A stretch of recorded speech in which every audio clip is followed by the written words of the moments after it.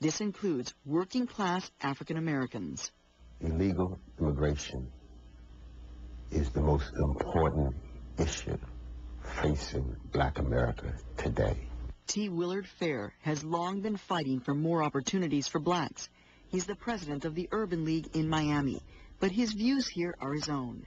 You'd have to be blind not to have seen what has happened as a result of both legal and illegal immigration and its impact on the social, economic, and political prosperity of Black folks.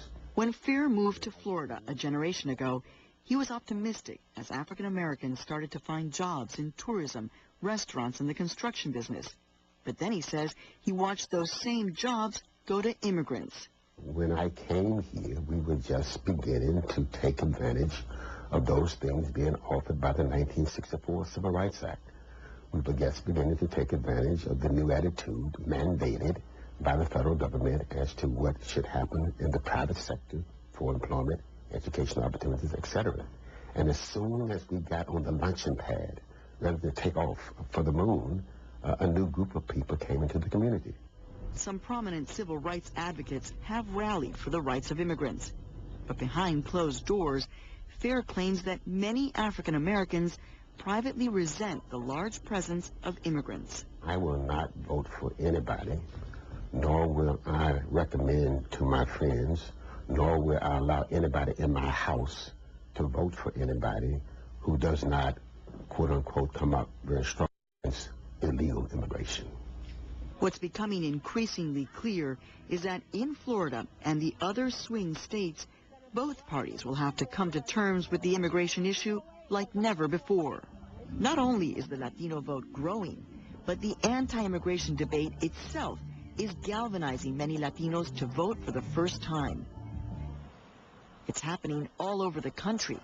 In a classroom in Apopka, Florida, there's been a spike in the number of legal Latino residents choosing to become citizens. It is important for all citizens to vote.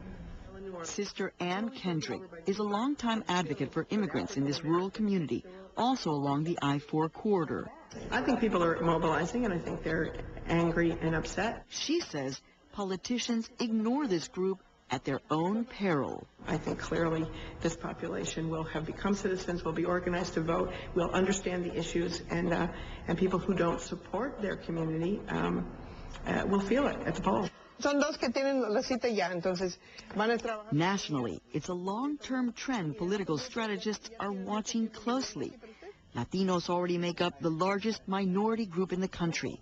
One estimate shows that by 2050, 1 out of 4 Americans will be Latino.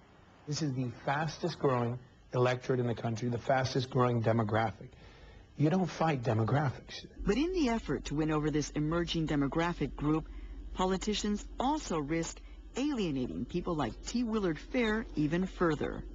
Nobody wants to do anything about it because they are afraid that this big body of Hispanic people are going to be upset.